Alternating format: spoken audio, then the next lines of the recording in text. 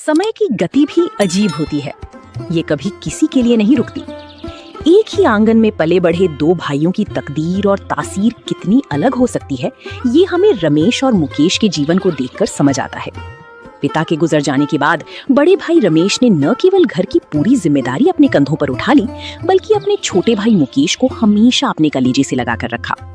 रमेश का मानना था कि मेहनत ही इंसान की असली जमा पूंजी है। उसकी पत्नी कमला भी ठीक उसी के जैसी थी, त्याग की मूरत, शांत और संतोषी। लेकिन उसी घर की एक कोने में पनप रहा था मुकेश का लालच और आलस। मुकेश बिना कुछ किए रातों रात अमीर बनने के सपने देखता था। उसे अपनी मेहनत पर नहीं बल्कि शॉर्टकट पर भरोसा था, और जब ऐसी इंसान को गलत सोहबत मिल जाए तो विनाश का रास्ता और साफ हो जाता है। कमला, अरे ओ कमला, जरा बाहर आना भाग्यवान।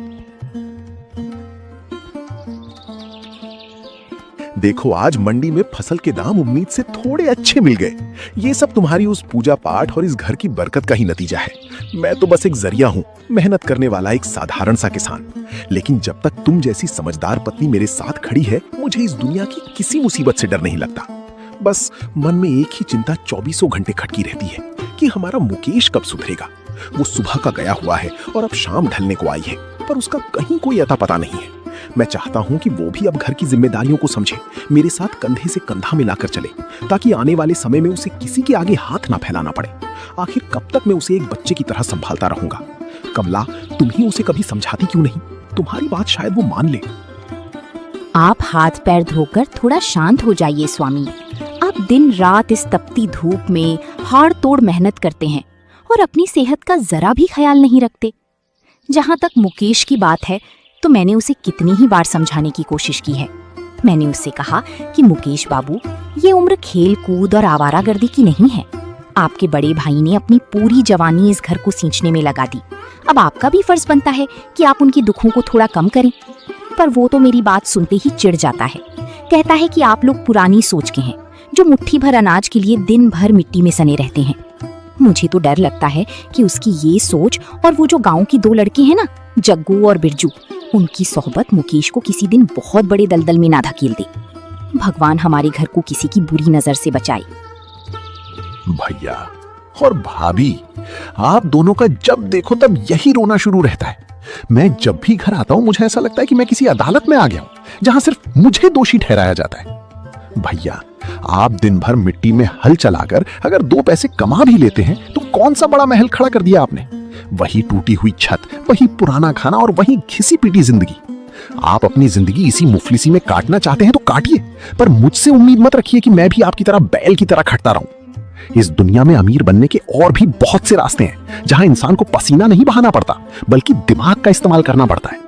जग्गू और बिरजू मुझसे कहते हैं कि मेरे अंदर शहर जाकर बड़ा आदमी बनने की काबिलियत है, लेकिन आप दोनों मुझे इसी गांव के कीचड़ में बांध कर रखना चाहते हैं, ताकि मैं कभी आगे ना बढ़ सकूं। मुकेश के भीतर का ये असंतोष कोई अचानक पैदा नहीं हुआ था। इसके पीछे थे उसके 2 दुष्ट मित्र, जग्गू और बिरजू। वे दोनों गांव के ऐसे शातिर अपराधी थे जो सीधे साधे नौजवानों को बरगलाकर उनसे गैर कानूनी काम करवाते थे और खुद पर्दे के पीछे रहकर मलाई खाते थे। उन्होंने मुकेश की कमजोरी यानी उसके लालच और आलस को पहचान लिया था।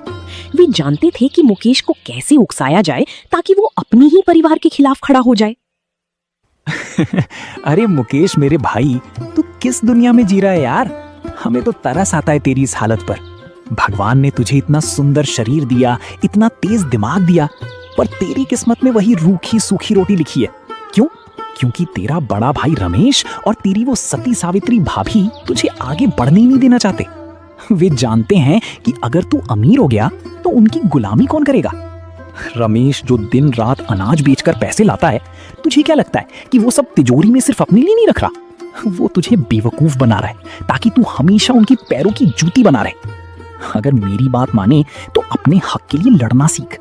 बाप दादा की जो भी जमीन जायदाद है उसमें अपना आधा हिस्सा मांग और उसे बेचकर हमारे साथ शहर चल।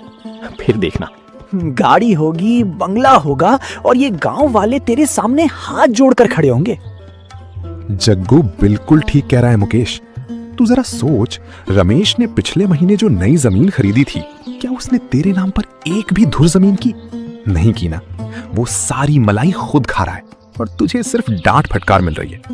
कब तक तू उनके टुकड़ों पर पलेगा? तू मर्द है, अपना फैसला खुद करना सीख। अगर सीधी उंगली से घी नहीं निकलता तो उंगली टेढ़ी करनी पड़ती है। अगर तेरा भाई प्यार से हिस्सा नहीं देता तो घर में रखी तिजोरी की चाबी चुराना कोई पाप नहीं है। आखिर वो पैसा तेरे पिता का ही तो है ना। तू बस हाँ कह, रास्ता हम तुझे बताएंगे। ऐसी तरकीब लगाएंगे कि रमेश को कानों कान खबर भी नहीं होगी और तेरे हाथ में इतने पैसे आ जाएंगे कि तू अपनी जिंदगी ठाट बाट से जिएगा। डर मत, हम दोनों तेरे भाई से बढ़कर तेरे साथ खड़े हैं। तुम दोनों सच कह रहे हो। मैं ही अंधा था जो आज तक अपने भाई भाभी को अपना भगवान मानता रहा। भैया हमेशा कहते हैं कि मेहनत करो मुकेश, पर खुद सारे पैसे छुपा कर रखते हैं। भाभी भी मीठी मीठी बातें करके मुझे बहला देती है। अब पानी सिर से ऊपर जा चुका है। मैं इस गरीबी की जिंदगी में घुट घुट कर नहीं मरना चाहता। मुझे पैसा चाहिए, चाहे उसके लिए मुझे कुछ भी क्यों ना करना पड़े। तुम लोग मुझे बताओ कि मुझे क्या करना है। मैं तिजोरी की चाबी भी ला सकता हूं और अगर जरूरत पड़ी तो जमीन के कागजात पर भैया के नकली दस्तखत भी कर सकता हूं। मुझे बस इस नर्क जैसी जिंदगी से आजादी चाहिए और उन दोनों को सबक सिखाना है कि मुकेश को कमजोर समझने की भूल दोबारा ना करें।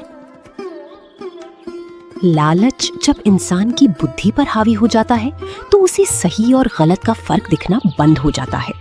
मुकेश अब पूरी तरह से जग्गू और बिरजू के बहकावे में आ चुका था। घर का माहौल दिन ब दिन खराब होने लगा। मुकेश हर छोटी बात पर झगड़ा करता, रमेश और कमला का अपमान करता। रमेश जो कभी अपने भाई पर गुस्सा नहीं करता था, अब अंदर ही अंदर टूटने लगा था। घर में चारों तरफ सिर्फ मानसिक तनाव, परेशानी और उदासी का साया मंडराने लगा था। स्वामी, अब मुझसे ये सब बर्दाश्त नहीं होता। आज सुबह जब मैंने मुकेश बाबू से सिर्फ इतना कहा कि वे समय पर खाना खा लें, तो उन्होंने मुझसे कहा कि तुम इस घर की मालकिन बनने की कोशिश मत करो। तुम सिर्फ एक नौकरानी हो जो मेरे भाई के पैसों पर ऐश कर रही हो। स्वामी, मेरे माता पिता ने मुझे कभी ऐसे शब्द नहीं सुनाए थे। मुझे अपने अपमान का दुख नहीं है, पर मुझे दुख इस बात का है कि हमारा हंसता खेलता परिवार बिखर रहा है। मुकेश की आंखें अब वो भाई वाली आंखें नहीं रहीं, उनमें सिर्फ नफरत और लालच दिखाई देता है। ऐसा लगता है जैसे कोई दुष्ट आत्मा उनके भीतर समा गई हो। हमारे घर की शांति छिन गई है, रात को नींद नहीं आती। मुझे डर है कि कहीं वो कोई ऐसा कदम ना उठा ले जिससे हमारी कुल की इज्जत मिट्टी में मिल जाए। कमला, तुम्हारे आंसू मेरे कलेजे को चीर रहे हैं। जिस भाई को मैंने अपनी गोदी में खिलाया, जिसके पैर में एक कांटा भी चुभता था तो दर्द मुझे होता था, आज वही भाई हमारे खून का प्यासा हो गया है। मैंने कभी नहीं सोचा था कि पैसे की हवस इंसान को इतना अंधा बना देती है। मैंने दिन रात एक करके जो भी कमाया वो सब मुकेश के भविष्य के लिए ही तो था, लेकिन उसे लगता है कि मैं उसका हक मार रहा हूं। जग्गू और बिरजू ने उसके दिमाग में ऐसा जहर घोल दिया है कि अब उसे मेरा प्यार भी एक चाल नजर आता है। मैं भगवान से प्रार्थना करता हूं कि वो मेरे भाई को सद्बुद्धि दे। अगर उसे जमीन का हिस्सा चाहिए तो मैं उसे खुशी खुशी दे दूंगा, पर इस तरह अपनों का दिल दुखाकर मिलने वाली दौलत कभी फलेगी नहीं कमला। ये परेशानी हमारे सब्र का इम्तिहान है, हमें हौसला रखना होगा। बस कीजिए भैया, अपनी ये लाचारी का नाटक बंद कीजिए। मैं आपकी इन झूठी बातों में अब और आने वाला नहीं हूं। ये देखिए, ये रहे जमीन के बंटवारे के कागजात। मैंने इसमें साफ साफ लिखवा दिया है कि आधा हिस्सा मेरा है। आपको आज और इसी वक्त इस पर अपने अंगूठे का निशान या दस्तखत करने होंगे। अगर आपने ऐसा नहीं किया तो मैं इस घर में ऐसा कोहराम मचाऊंगा कि आप दोनों चैन की सांस नहीं ले पाएंगे। मुझे मत सिखाइए कि क्या फलेगा और क्या नहीं। आपकी इस ईमानदारी ने आपको क्या दिया? सिर्फ फटे हुए कपड़े और कर्ज का बोझ। मैं जग्गू और बिरजू के साथ मिलकर शहर में एक बड़ा धंधा शुरू करने जा रहा हूं और उसके लिए मुझे इस हिस्से के पैसों की सख्त जरूरत है। दस्तखत कीजिए भैया और आज से मेरा और आपका रिश्ता खत्म। रमेश ने भारी मन से और आंखों में आंसू लिए हुए उन कागजात पर दस्तखत कर दिए। मुकेश ने जमीन का वो हिस्सा औने पौने दामों में बेच दिया। उसके पास अब मोटी रकम थी। जग्गू और बिरजू की नजरें उसी रकम पर थीं। उन्होंने मुकेश को झांसा दिया कि वे शहर में एक बहुत बड़ी बेनामी संपत्ति खरीदने जा रहे हैं, जिससे रातों रात उनका पैसा दोगुना हो जाएगा। लेकिन वास्तव में वे दोनों मुकेश के पैसों को हड़प कर उसे एक बहुत बड़े गैर कानूनी तस्करी के मामले में फंसाने की साजिश रच रहे थे। वे मुकेश को बलि का बकरा बनाकर खुद अमीर होना चाहते थे, लेकिन वे भूल गए थे कि कानून के हाथ लंबे होते हैं और पाप का घड़ा एक ना एक दिन जरूर भरता है। वाह मुकेश भाई वाह, मान गए तेरी हिम्मत को। तूने तो सचमुच अपने भाई को चारों खाने चित कर दिया। ये पैसा देख रहा है, ये तेरी किस्मत की चाबी है। अब सुन, हमारी योजना के मुताबिक इस पैसे से हम जो माल खरीदने वाले हैं वो इस गोदाम में कुछ ही देर में आने वाला है। तू यहीं रुककर उस माल की डिलीवरी लेना। मैं और बिरजू जरा बड़े सेठ से मिलकर कागजी कार्रवाई पूरी कराते हैं। जैसे ही माल आ जाए उसे गाड़ी में लोड करवा देना। इसके बाद हमारी किस्मत का सितारा ऐसा चमकेगा कि कोई हमें पकड़ नहीं पाएगा। तू बस यहीं मुस्तैद रहना, किसी भी अनजान बंदे को अंदर मत आने देना, समझा? हाँ जग्गू भाई, मैं यहीं रुकूंगा। तुम लोग जल्दी वापस आना। मुझे अब भी थोड़ा डर लग रहा है, क्योंकि मैंने जिंदगी में कभी इतना बड़ा काम नहीं किया। अगर पुलिस या किसी और को भनक लग गई तो। भैया हमेशा कहते थे कि गलत रास्ते का अंजाम हमेशा बुरा होता है। कहीं हम किसी बड़ी मुसीबत में तो नहीं फंस जाएंगे। तुम दोनों मुझ पर कोई आंच तो नहीं आने दोगी ना?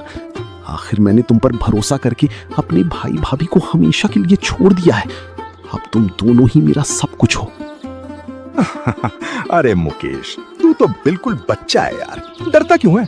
जो डर गया समझो मर गया। रमेश की बातें छोड़, वो तो कायर इंसान है। दुनिया में जो लोग रिस्क लेते हैं वही इतिहास रचते हैं। हम हैं ना तेरे साथ, तुझे कुछ नहीं होगा। बस तू इस माल को संभाल, हम अभी आधे घंटे में वापस आते हैं। इस खेल के असली राजा हम ही होंगे। हिलना मत, तुम तीनों पुलिस की हिरासत में हो। जग्गू, बिरजू, तुम दोनों की तलाश हमें पिछले 6 महीनों से थी। तुम लोग भोले भाले लड़कों को फंसाकर गैर कानूनी तस्करी का धंधा करते हो ना? तुम्हारी पूरी कुंडली हमारे पास आ चुकी है। और तुम मुकेश, अपने सीधे साधे भाई को धोखा देकर इन अपराधियों के साथ मिलकर देशद्रोही काम करने चले थे। तुम्हारे भाई रमेश ने ही हमें समय रहते सूचना दी थी कि कुछ लोग तुम्हें गलत रास्ते पर ले जा रहे हैं। उसने तुम्हारी जान बचाने के लिए और तुम्हें पूरी तरह बर्बाद होने से रोकने के लिए पुलिस की मदद ली। सिपाही, इन तीनों के हाथों में हथकड़ियां पहनाओ। ये क्या हो गया? जग्गू, बिरजू, तुम तो कह रहे थे कि हम अमीर बनने जा रहे हैं। तुमने मुझे इस जाल में क्यों फंसाया? ओह मेरे भगवान, मैंने अपने भाई के साथ गद्दारी की, अपनी उस देवी जैसी भाभी का दिल दुखाया, सिर्फ इन 2 धोखेबाजों की बातों में आकर। भैया ठीक कहते थे कि लालच का अंत सिर्फ विनाश होता है। मुझे माफ कर दो भैया, मुझे माफ कर दो भाभी। मैंने अपनी ही हाथों अपने पैरों पर कुल्हाड़ी मार ली। छोड़ो हमें इंस्पेक्टर साहब, हमारा इस लड़के से कोई लेना देना नहीं है। ये सब माल इसी का है। हाँ, हम तो बस यहाँ खड़े थे। रमेश ने हमारे साथ बहुत बड़ी चाल चली है, हमें छोड़ दो। रमेश ने हमारे साथ बहुत बड़ी चाल चली है, हमें छोड़ दो। चुप रहो मक्कारो, तुम्हारी हर एक चाल रिकॉर्ड हो चुकी है। अब अपनी बाकी की जिंदगी जेल की सलाखों के पीछे गुजारना और वहीं बैठकर अपनी कूटनीति का हिसाब लगाना। ले जाओ इन्हें। और इस तरह लालच, ईर्ष्या और अपराध के उस काले खेल का अंत हुआ। जग्गू और बिरजू को उनके पापों की सजा मिल गई और पुलिस उन्हें घसीटते हुए जेल ले गई। मुकेश को अपनी गलती का एहसास तो हुआ, लेकिन तब तक बहुत देर हो चुकी थी। उसे भी अपने किए की कानूनी सजा भुगतनी पड़ी।